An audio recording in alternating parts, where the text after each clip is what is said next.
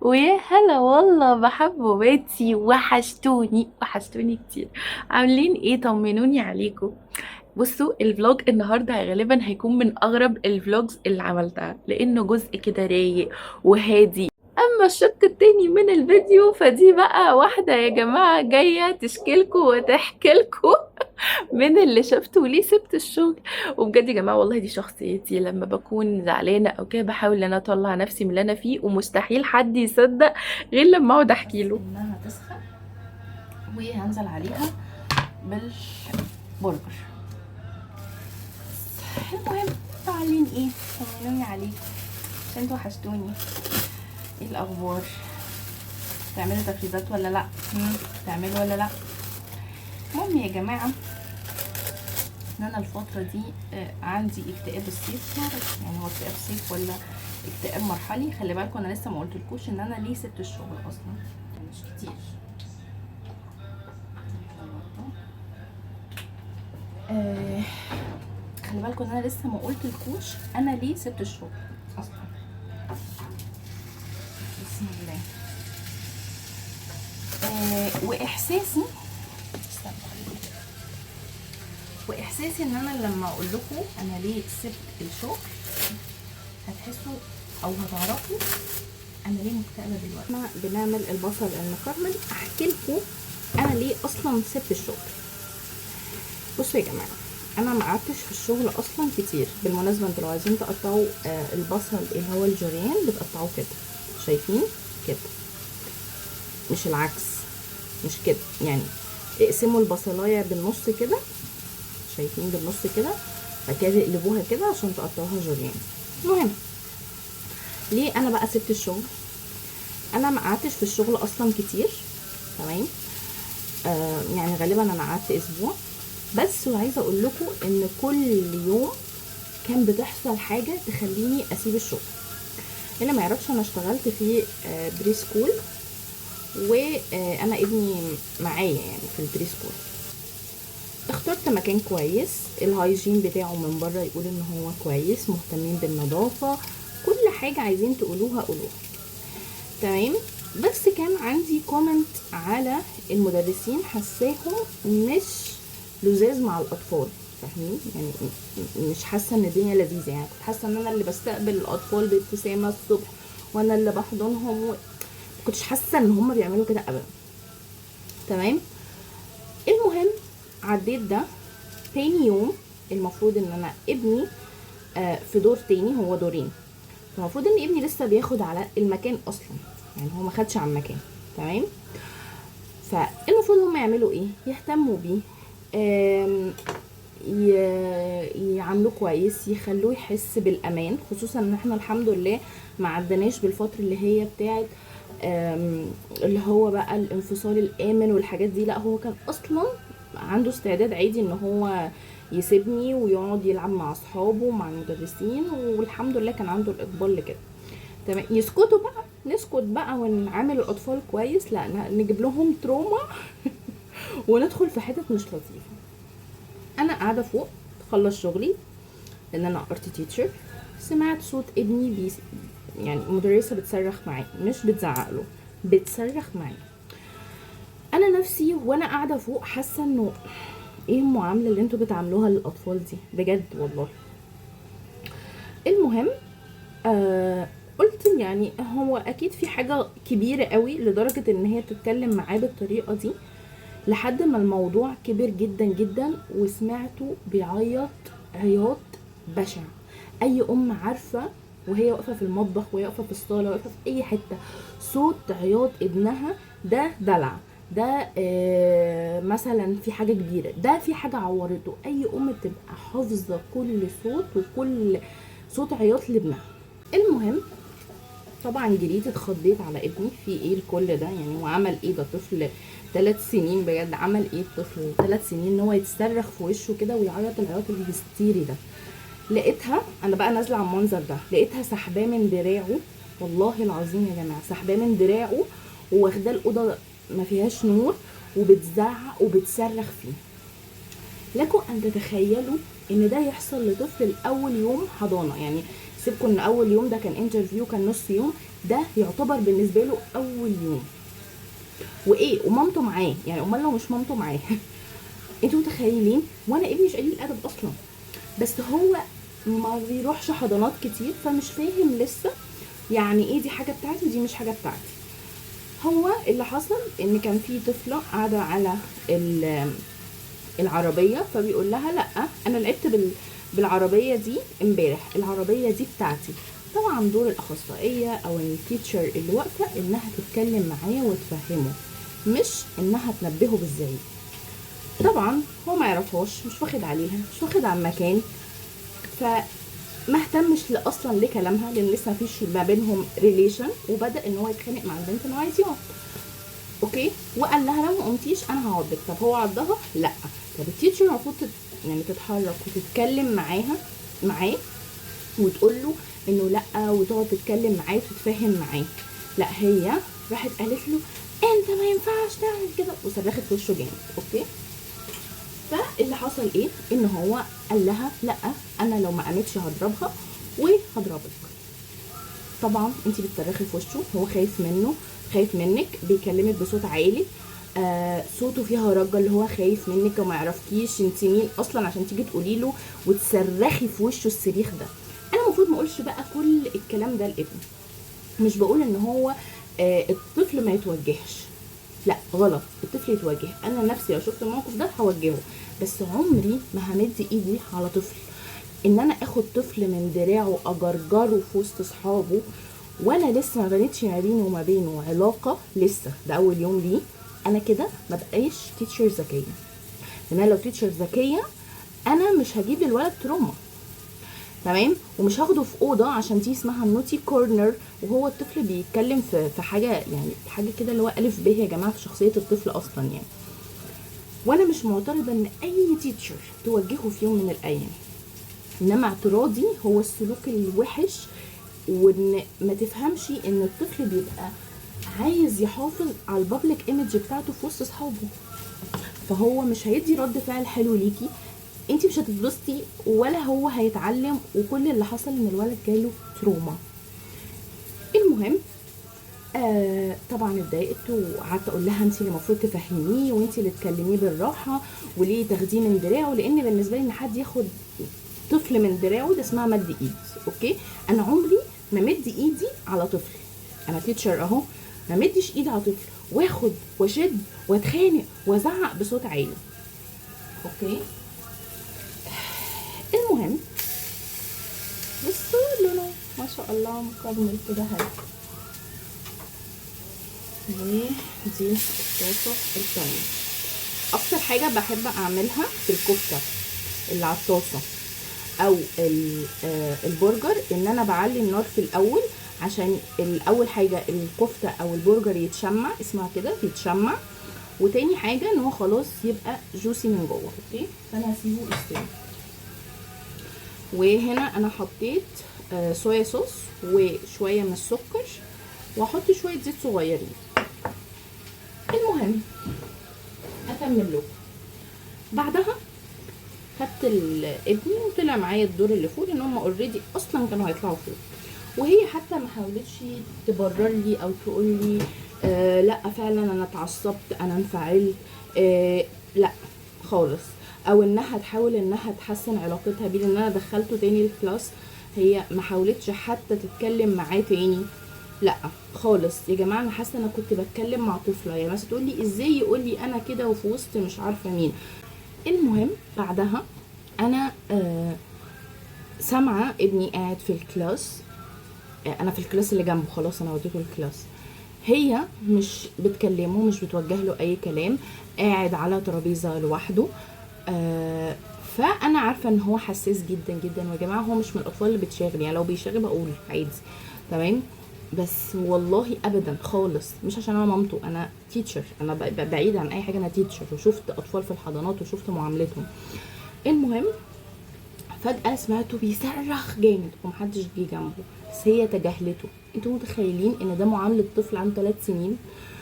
ايه ده؟ المهم جت صاحبه النيرسري في ايه بتاع، حكت لها لقيتني متضايقه، حكت لها حاولت طبعا تهدي الدنيا ما بيننا، عشان في الاول في الاخر احنا زمايل وايه وكل الكلام ده. بس هم مقتنعين 100% انه الطفل لازم نتعامل معاه بشده، وان احنا ما ينفعش ندلعه، وان احنا مش عارفه ايه، وان احنا ايه. اقول لها طيب ماشي اوكي، هو لسه ما خدش عليها، لسه مش عارفه ايه. تقولي فعلا. بس هي الفكره انها مش هتجيب طبعا اللوم على النيرسري ولا على المدرسه، عشان ما شيلش منها اكتر ما انا شايله اصلا. وحاولت انها تهدي الدنيا ما بيننا، وميتنج في التاني لحد ما ايه بدات ازق الدنيا شويه. بس قلت والله العظيم ان لو ده حصل تاني لا هسيب المكان. تمام. وروحت مع ابني اتكلمت معاه ان لو انت في حاجه عايزها تقولي التيتشر، لو في حد حتى ضربك تدافع عن نفسك وتقول للتيتشر ان في فلان الفلاني ضربني. تمام. المهم انا كده خلاص عملت اللي عليا، اتكلمت مع ابني، تجاهلت الموضوع، بس حطاه في دماغي عشان انا مش بقبل ابدا بالمعامله دي لابني. انا لو في اي حاجه بتكلم معاه مره واتنين وتلاته، واللي بتعمل معاه ده اخصائيه اصلا. فيعني انت اللي المفروض فاهمه الطفل بتتعاملي معاه ازاي، خصوصا في الاول ولسه ما خدش على المكان وما خدش على الحضانه ومالوش اخوات اصلا. ف هو مش فاهم يعني ايه حد يشاركه في لعبه. تمام. تاني يوم اسمع صوت ابني وقع، يعني انا سمعت صوت. ف فالمهم ايه استنوا، من ضمن الحاجات لا اصل هو اول ما ده حصل انا عايز ماما، انا عايز اطلع لماما. قلت لها طبيعي جدا ان هو يبقى عايز مامته. ويا جماعه حتى لو انا مش شغاله في نفس النيرسري، فانا عايزه اقول لكم ان طبيعي بيحصل انفصال امن، ممكن اسبوع ممكن اسبوعين كمان، فان هو يطلب مامته عشان يحس بالامان دي حاجه عاديه. تمام. لا هم شايفين ان هو لا انت استخبي، انت ما تظهريش، انت وصدقيني صدقيني هو هيقعد يعيط شويه وهيهدى. اوحش حاجه او اوحش قرار عملته ان انا سمعت كلامهم في الموضوع ده. هو فعلا سكت، ولكن يا جماعه بعد ما سكت بقى عنده تروما، لانه حاسس بعدم الامان في المكان، مش مستريح. تمام. بلس ايه؟ بلس ان هو مش لاقي مامته في اول يوم حضانه. تمام. بصراحه يعني لو انتوا لسه هتدخلوا ولادكم نيرسري، لا اوعوا تعملوا كده، واوعوا تصدقوا الكلام اللي بيقول ان هو هيعيط شويه وهيسكت. يا جماعه والله هيكره انه يروح الحضانه، ويكره ان هو يروح المدرسه بعد كده. المهم سمعت صوت تاني يوم، سمعت صوت ابني وقع. فانا بالنسبه لي وارد ان هو ابني في اي مكان يقع، وارد ان هو يقع في بيتي شخصيا، يعني ما الاطفال كلها بتقع يعني. فالمهم قلت لها دي تيتشر معايا ومش عارفه ايه، ممكن وقع ما حدش خد، يعني هو ما خدش باله، هو مثلا بيركب على الزحليقه اي حاجه يعني. المهم خلاص ده كان تاني يوم. تاني يوم عدى، انا بقى كل يوم شامه يا جماعه ريحه اكل صعبه، يعني ريحه الزيت وحشه قوي. انا قاعده فوق، يعني انا مش قاعده في نفس الدور، لا ده انا قاعده فوق، وريحه الزيت وحشه قوي قوي قوي قوي، يعني ريحه حاجه صعبه يعني. المهم كل ده انا مش بنزل في الدور اللي تحت، يعني انا مش بنزل الدور اللي تحت وبخلص شغلي فوق. فاللي حصل ايه بقى، انه اخر يوم قررت ان انا انزل بقى، يعني انا كان في ديكور هعمله فقررت ان انا انزل. اتصدمت بقى، ده كان اخر يوم ليا اصلا. هنا بقى انا اتصدمت. بالمناسبة يعني انا عمري ما شفت مكان نيرسري بيتعامل مع اطفال بيطلبوا ان انا اجيب لابني حلويات معاه وهو جاي النيرسري. والله العظيم كان بيقولوا لي هاتي معاه حلويات. تمام. فانا اقصى حاجه كنت بديله كوكيز. انا اصلا بحاول مع ابني ان انا مثلا موضوع الكاندي والحاجات اللي هي السويتس دي انا مش بديها له غير في الويك اند، وكمان مش كل ويك اند، يعني اللي هو طب احنا ممكن نجيب لعبه، طب احنا ممكن مش عارفه ايه. يعني انا اصلا بتعب ان انا احاول افهمه ان دي مش حاجه كويسه، كمان اخليه ياكل في وسط اصحابه ويهيبروا كلهم مع بعض. ايه يا جماعه، انا عمري ما شفت كده. المهم بيكافئوا الاطفال اخر اليوم ببونبون. تمام. وبونبون ناشفه حتى، مش الكاندي اللي هي الطريه حتى. المهم الاطفال مثلا اللي هم التولدرز دول المفروض يدخلوا مع الناني، لان انا المفروض بدي مثلا ارت، فهم صغيرين جدا جدا جدا، فلا لازم يبقى في حد بياخد باله منهم. لا فجأة انا بلاقيهم دخلوا الكلاس وببقى لسه حاطه مثلا المسدس والمقص والحاجات دي خطر عليهم، يعني انتوا نبهوني قبلها ان هم طالعين، ويبقى كمان في ناني معايا. تمام. لا ده كله ما حصلش، وكنت ببقى بجري الم، وانا بجري الم الاقي الولد بيحط رجله في باب حديد. انتوا متخيلين ان انا بجد كنت ليهم كلهم يعني. المهم اتكلمت مع صاحبة النيرسري ان هو لا، انا لما التولدرز يدخلوا لي يبقى معاهم ناني. تمام. المهم خلصنا كل بقى الكلام الجميل ده، جينا على اخر يوم اللي انا نازله فيه بقى اعمل الديكور، وده كان بجد هو اخر يوم انا رحته. عايزه اقول لكم حاجه، العادي عندكم مش عادي عند غيركم. يعني ما تقولوش مثلا ايه لو اي حد بيتفرج عليها هيجيب ناني او هيودي ولاده مدرسه او حضانه، ركزوا كويس قوي.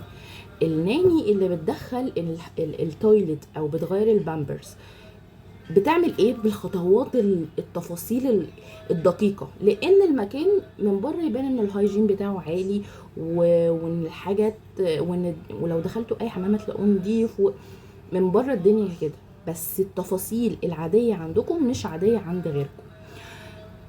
وده انا عرفته وانا شفت ابني شخصيا بيتغير له. مش هقدر اتكلم في التفاصيل دي بصراحه لانها حاجه مقرفه جدا، بس خلي بالكم من التفاصيل دي، ان ممكن بعد الشر يحصل عدوى ما بين الاطفال بخطوات، يعني ممكن اللي بيعملها فاكرها حاجه عاديه بس هي عاديه بالنسبه له. تمام. بس هي حاجه خطر جدا، واي حد هيسمع خطر جدا. المهم دي اول حاجه وحاجه خطيره بالنسبه لي. تاني حاجه لقيت الاطفال بتاكل من معالق واطباق بلاستيك. طبعا هم بيبقوا واخدين معاهم لانش بوكس وكل حاجه، بس المعالق والاطباق والحاجات والكوبايات بلاستيك. انا ما جبتش لابني اطباق، يعني انا ما لحقتش، بس انا لما كنت بوديه نيرسري قبل كده كان بيستخدموا الحاجات اللي هي وان يوز وبيرموها. تمام. اللي هي البلاستيك الوان يوز وبيرموها. تمام. فانا محدش طلب مني، وكان ده تفكيري ان هم بيعملوا كده، عشان كده بقول لكم العادي بالنسبه لكم مش عادي عند غيركم. طلع انه لا بياكلوا في اطباق بعض وبيغسلوها وبيحطوها تاني للاولاد، بس كده يعني الهايجين بيسلم من بعيد. طبعا انا اتصدمت من الموقفين دول. طب هل الصدمات هتقف؟ لا يا جماعه، اسمعوا اللي جاي بقى. المهم لقيت التولدرز مع السينيور مع الجونيور بيلعبوا مع بعض في الجاردن. المفروض التولدرز دول بيبقوا صغيرين جدا ان هم يبقوا مختلطين بالكبار لاسباب كتير، لو ممكن يعقوا، ممكن يتشنكلوا، ممكن اي حاجه. طيب الموضوع يسكت لحد كده؟ لا. دخلت الجاردن اللي بره لقيت طفل عنده 1.5 سنة في الترامبولين لوحده بيتنطط. في تيتشر في الجاردن؟ لا. طيب الترامبولين دي قصيره؟ لا، الترامبولين اللي هي الوسط اللي هو ك1.5 سنة، لو حاول ان هو ينزل ممكن يقع على راسه، ده ابسط حاجه. رحت نادها ناني وقلت لها يا تقفي جنبه يا اما تنزليه وتدخليه وتقفلي باب الجاردن. تمام. طيب دخلت بسال التيتشر اللي قاعده اللي حاطه رجل على رجل وسايبه الاولاد يلعبوا ويخبطوا، لسه اقول لكم هما بيعملوا ايه، وماسكه الموبايل تسكرول كده على الموبايل، تسكرول. تمام. وسايبه العيال يخبطوا في بعض ويعملوا حاجات في بعض. بقول لها ما في كذا كذا كذا. فين التيتشر التانية؟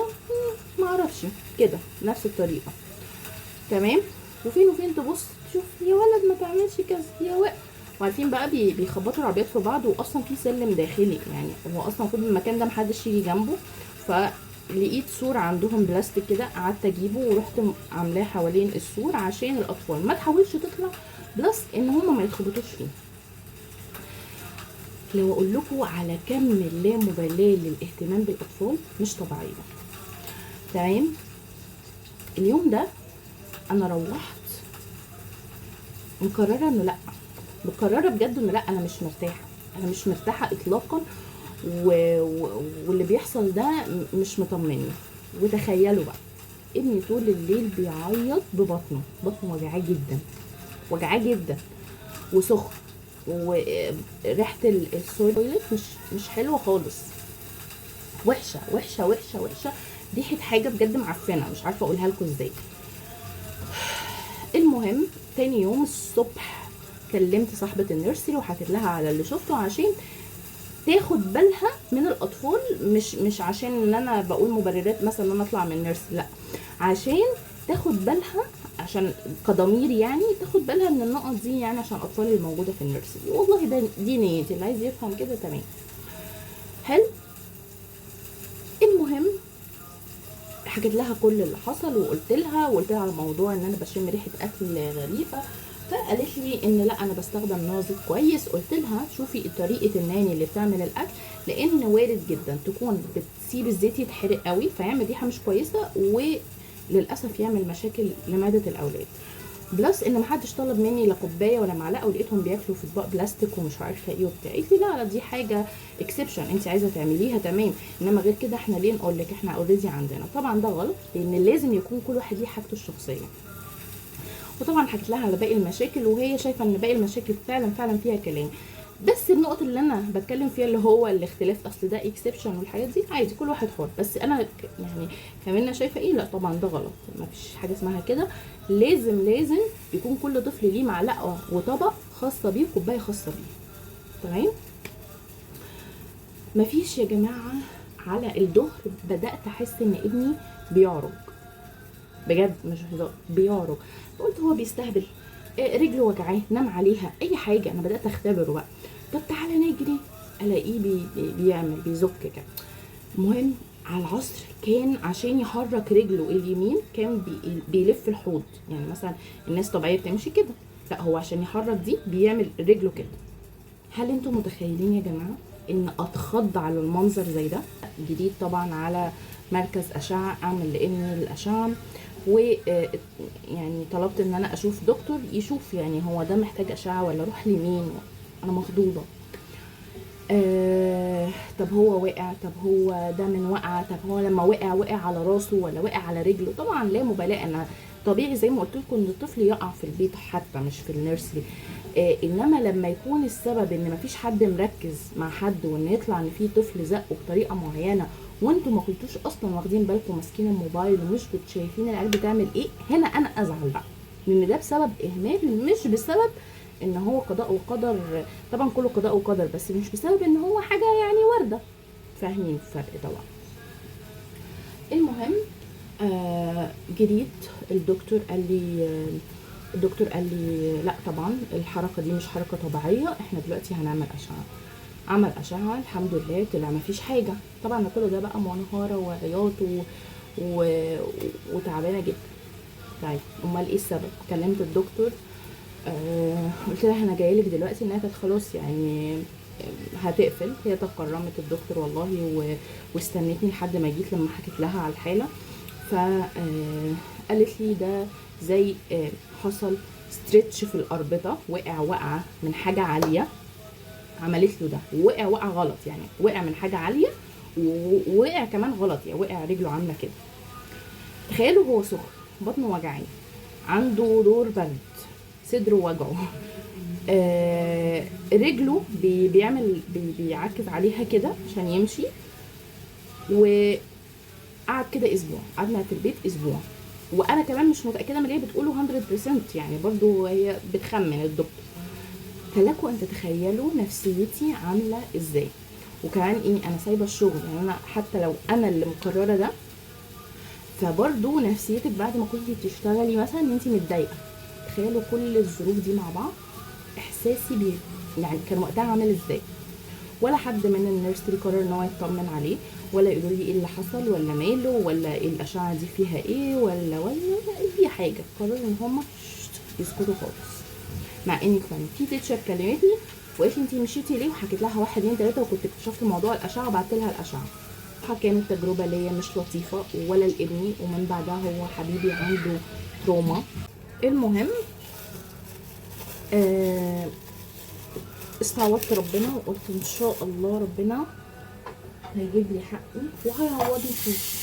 يعني قلت اكيد ربنا هيعوضني فيه عن اللي انا شفته وعن اللي ابني شافه، والتروما اللي جات له ما بقاش يتقبل ان انا اسيبه في الحضانه، وبقينا في حته وحشه قوي قوي ما كنتش حابه ان انا اروح لها.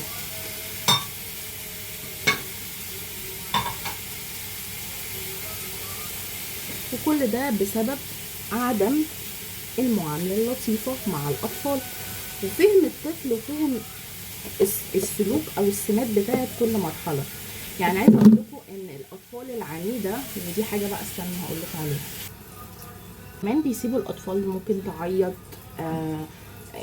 لا أصل هو عنيد، لا أصل هو مش عارفة إيه. بصوا يا جماعة، من خلال تجربتي في النيرسري أو البري سكول، بجد ليه تسيبوا اطفالكم لو انتوا طبعا مفيش سبب قوي، لو انتوا بتروحوا الشغل ومضطرين ان انتوا تنزلوا الشغل، لو حاجات كتيره قوي ما عندكوش مثلا حد توديهم النيرسري، وكل ده تحت مسمى اصل نزود السكيلز بتاعته. يا جماعه الطفل لحد 3 سنين المفروض يبقى في حضنك، وفكك من اي ماركتنج بيتعمل للنيرسري ان هو هينمي مهاراته وانه كل الكلام الفاضي ده. دي حاجة الدكتور قالتها لي، ودكتور يعني قدمت استقالتها عشان تربي ولادها لحد ما كملوا 3 سنين. بعد 3 سنين الطفل بيكون عايز يتعرف على المجتمع. الكلام ده هم درسوه في الكلية. اي حد بقى عنده مشروع بيحاول ان هو يماركت ليه من الاخر، تمام؟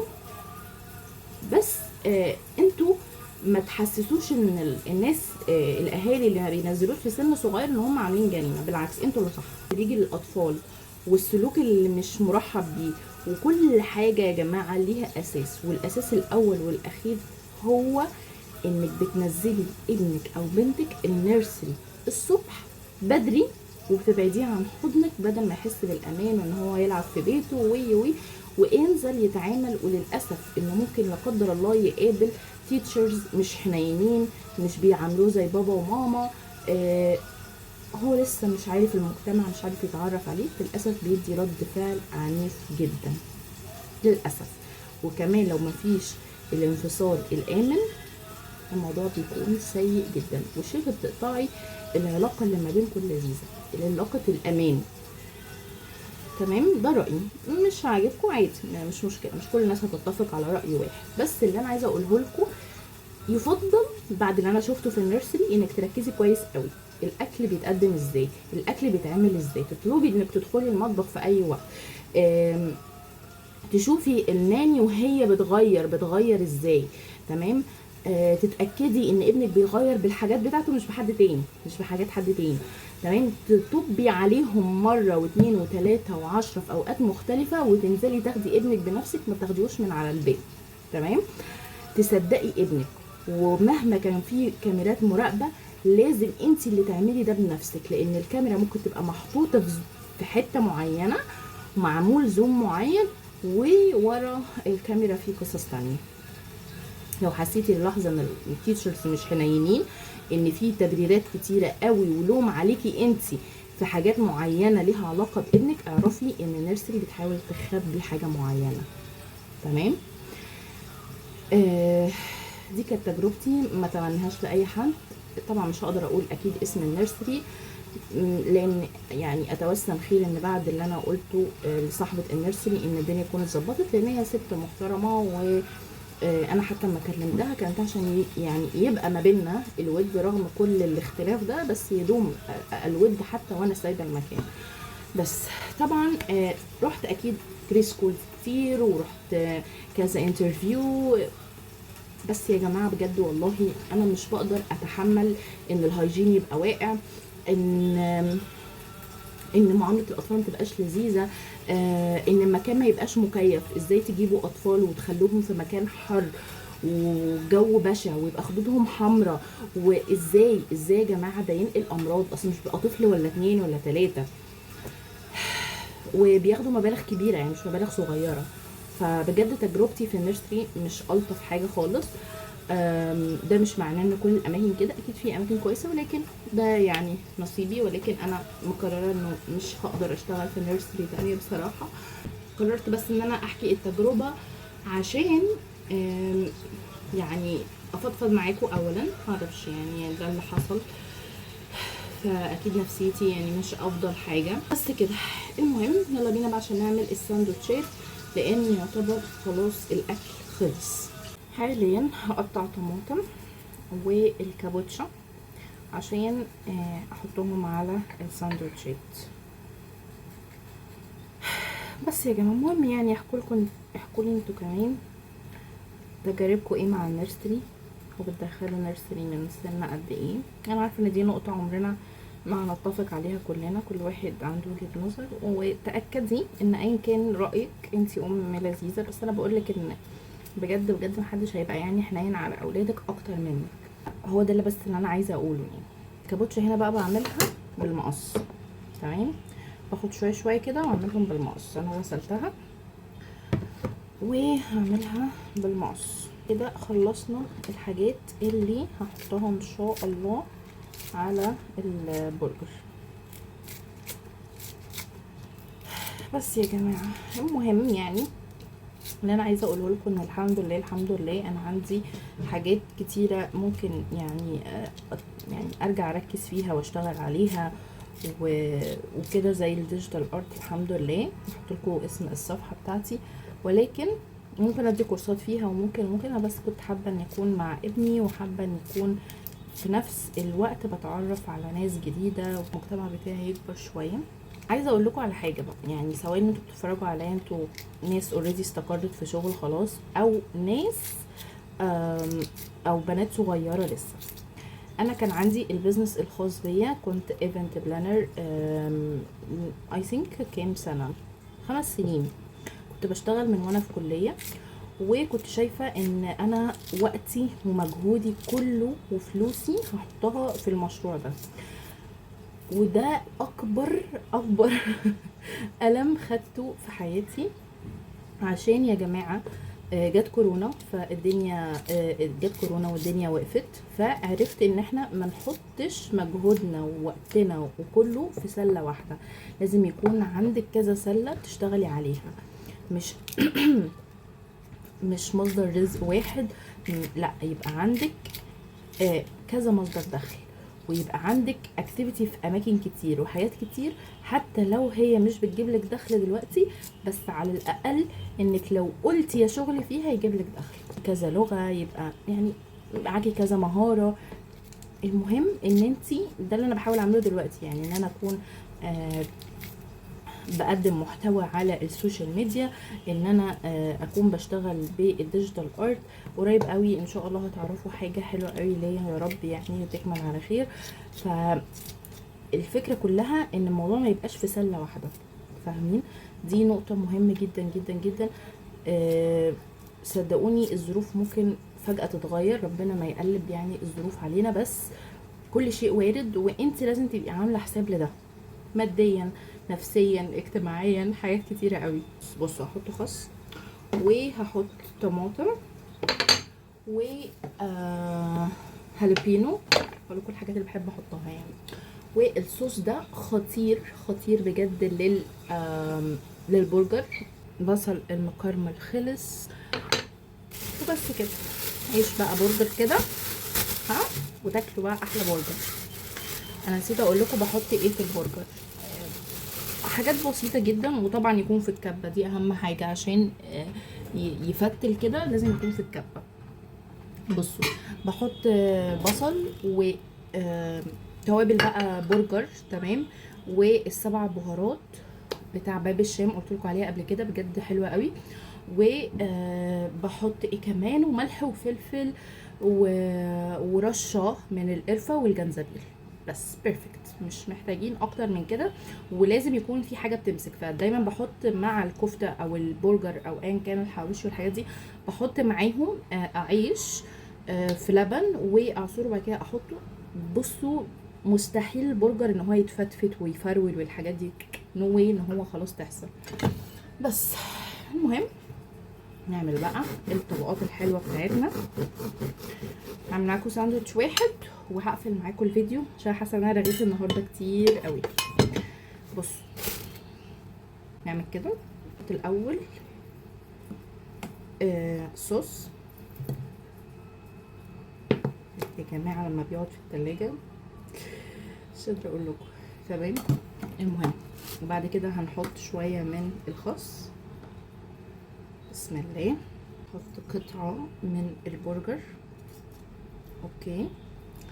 و هحط صوص تاني براحتكم بقى، يعني بس انا بحب ايه الصوص كده فاهمين. وبعد كده هحط من الهالبينو. في ناس بتحب تحط طماطم، انا مقطعه طماطم بس مش لاقيه، انا مش بحب خالص خالص الطماطم على السندوتشات البرجر ولا الفراخ ولا لا لا لا. ماشي، ريحه الهالوبينو مع البرجر ما اقولكوش خطيره. وعاملين حفله برجر بقى، يعني شوفوا هتاكلوا الساندوتش ده من بره بقيت قوي يعني، بس لا لا خطير في البيت. تمام. وما تقلقوش على كميه الهالوبينو، انا اصلا ما بحبش الحاجات سبايسي، بس هو بقاله اسبوع، جايباه من اسبوع يعني، فعشان كده هو برد، فانا عشان كده متقبلاه وحباه. بس شويه شويه من البصل المكرمل، ونقفل الساندوتش بقى على كده. بصوا مش قادره اقول لكم، مش قادره، عايزه اقول لكم بس مش قادره حاجه جايه خطيره يعني. وبون ابيتي. اتمنى الفيديو النهارده يكون عجبكم، رغيت كتير غالبا اول مره يعني ارغي كده، بس حبيت اولا افضفض لكم، اقول لكم على تجربتي عشان تاخدوا بالكم. وبس كده، اشوفكم في فلوج جديد. وما تنسيش لو انتي ما اشتركتيش في القناه تشتركي في القناه وتفعلي زر الجرس وتعملي لايك للفيديو اذا عجبك، وتكتبي لي رايك في تقولي لي كده في الكومنتات رايك ايه في الموضوع اللي انا فتحته النهارده. بس كده، اشوفكم في فلوج جديد. سلام.